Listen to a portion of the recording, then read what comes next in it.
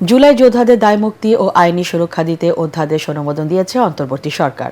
প্রধান উপদেষ্টা ডক্টর মোহাম্মদ ইউনূসের সভাপতিত্বে উপদেষ্টা পরিষদের বৈঠকে এই অনুমোদন দেওয়া হয়। পরে সংবাদ সম্মেলনে আইন উপদেষ্টা আসিফ নজরুল জানান, জুলাই গণ অভ্যুত্থানকারীদের বিরুদ্ধে ফৌজদারি মামলা হলে তা প্রত্যাহার করবে সরকার।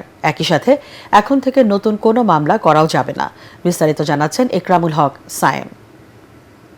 প্রধান উপদেষ্টা ডক্টর মোহাম্মদ ইউনূসের সভাপতিত্বে অনুষ্ঠিত হয় উপদেষ্টা পরিষদের বৈঠক। এতে ২০২৪ সালের গণ অভ্যুত্থানকারীদের দায় মুক্তি ও আইনি সুরক্ষা অধ্যাদেশ অনুমোদন দেওয়া হয়। ফরেন সার্ভিস একাডেমিতে ব্রিফিংয়ে আইন উপদেষ্টা অধ্যাপক আসিফ নজরুল জানান, ৫-৭ দিনের মধ্যে গেজেট জারির মাধ্যমে অধ্যাদেশটি আইনে পরিণত হবে। আমাদের মহান মুক্তিযুদ্ধের পরে যখন দায় মুক্তি আইন করা হয়, সেই দায় মুক্তি আইন করাকালে ১৯৭২ সনের মুক্তিযুদ্ধ শেষ হয়েছিল ১৯৭১ সনের ১৬ই ডিসেম্বরে বিজয় অর্জনের মাধ্যমে। কিন্তু ওখানে দায় মুক্তি দেওয়া হয়েছিল ফেব্রুয়ারির ২৯ তারিখ ১৯৭২ পর্যন্ত।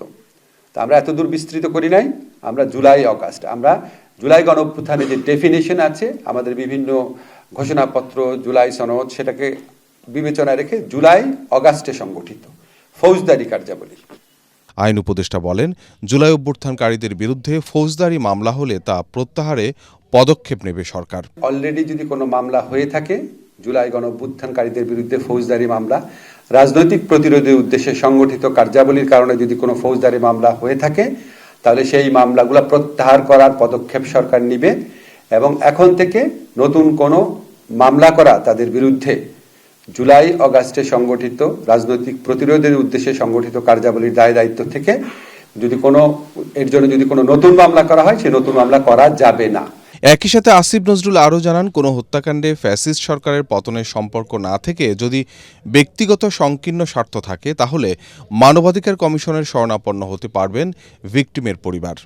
লোভের বশবর্তী হয়ে বা প্রতিশোধ স্পৃহা থেকে ব্যক্তিগত এবং সংকীর্ণ স্বার্থে কেউ যদি হত্যাকাণ্ড ঘটায়, তাহলে তাকে দায় মুক্তি দেওয়ার উদ্দেশ্যে আইন করা হয় নাই।